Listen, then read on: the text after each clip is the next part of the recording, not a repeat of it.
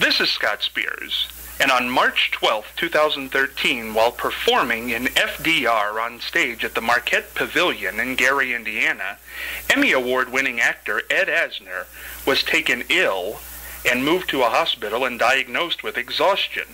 I'm so proud to say today we are joined by one of my favorite people, a genuine pal who's been on this show countless times over the years, Mr. Ed Asner. Ed, I'm so glad to hear your voice.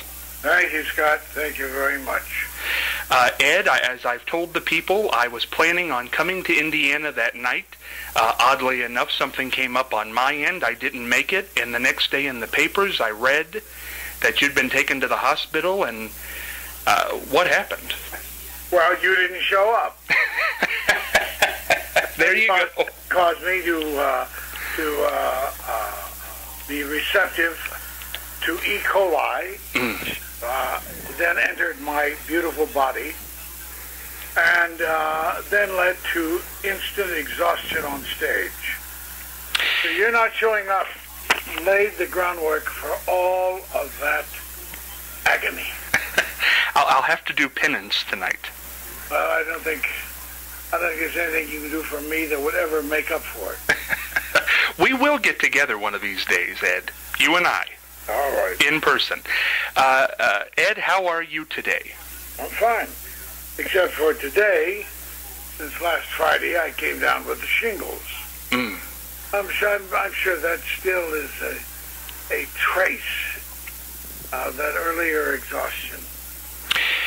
Oddly enough, we know a lot about shingles this year. Barbara Walters came down with them.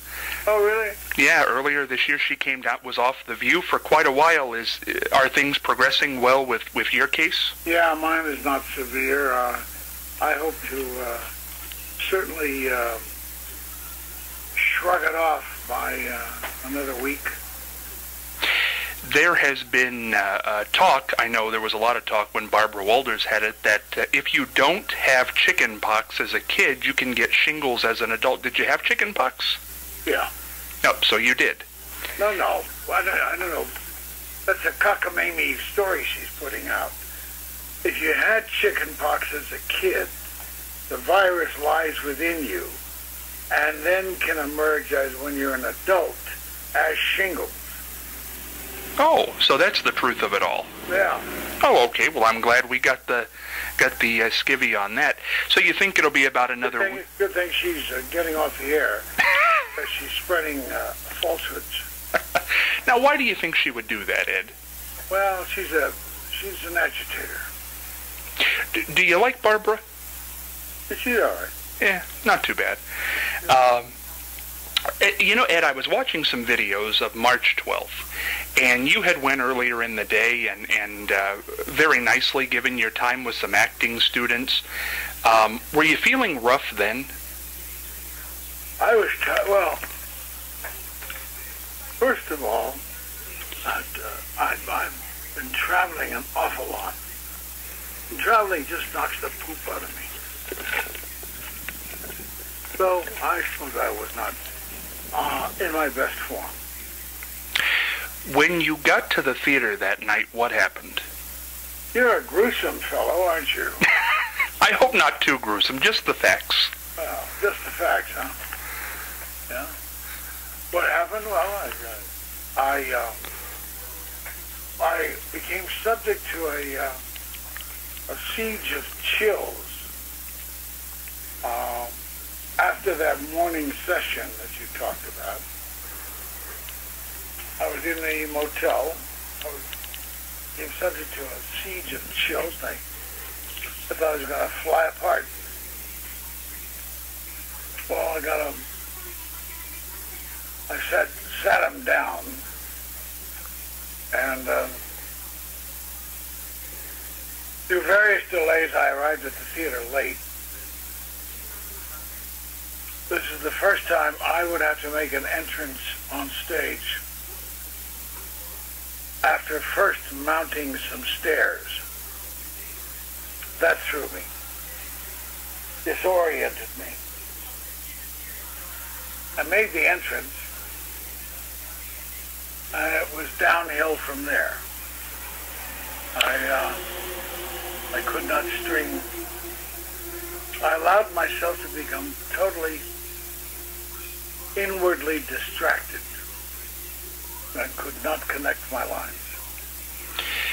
When you had the chills early in the day, did you ever think, maybe I shouldn't go on tonight? No. I just wondered if I'd get over them in time to go on.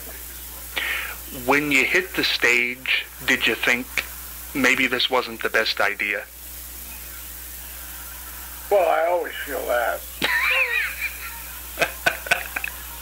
We don't, Ed. We don't. Well, oh no, I suppose I did.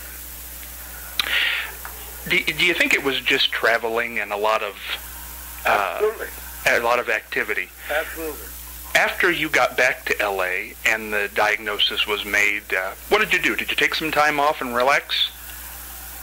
No, it's never time off. There's always somebody wanting a piece of your ass. And I had about 3-4 days of non-compulsive time. But I was never free. Don't take this question as an age question, because I don't mean it like that at all. But it is. Well, has it changed you? Do you think, I'm not saying stop, but maybe less travel, less performances close together? Yeah, it's a warning sign, and that's the first time my limits have been reached. So that I'm going to be peeking around the corner at each commitment. I think I know the answer to this question, Ed, but will there ever be a day when you pull a Barbara Walters and just go lay on the beach? No, I have too much value to give. I would agree with that. I think a lot of people would. Before we let you out of here, Ed, I don't know if this is still the case because of the shingles, but I know you have an autism poker tournament coming up. Yes, I do. And that's very close to your heart. As long as I can keep the money. Oh, the IRS. Ed, don't rile them up. They've got enough trouble right now.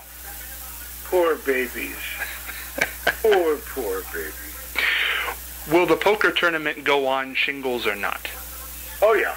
Oh, yeah. And that's July 23rd, I believe? It won't affect my hands, with which I double deal. Are you a good poker player, no hedging? I'm fair. Fair. Ed, before I let you go, because I do want you to rest up, what's next for you? Any big roles coming up? Any good scripts? I may have a movie in Argentina. That'll be in August. I do FDR in Kansas City on a benefit performance in June. And there are very bits of narration coming up. And I resume the FDR tour in October. But it's bits and snatches and pieces that I'll be doing, and I feel quite happy about that. One final question, Ed, before we let you go. So many of us recently were saddened to hear of the news of your co-star Valerie Harper coming downhill. How's she doing? I haven't talked to her, other than at that particular time. I'll be calling her tomorrow or early next week. Well, we'll give her all our best, because we love her. We love you, Ed. We want you to feel better. And before you cut those appearances out, one more trip to Ohio. We'll get together. It's just always a pleasure to be with you, Ed. You got it. Hey, you take care, stay well, and rest up. Thanks, Scott. Thank you. Bye-bye. Bye-bye.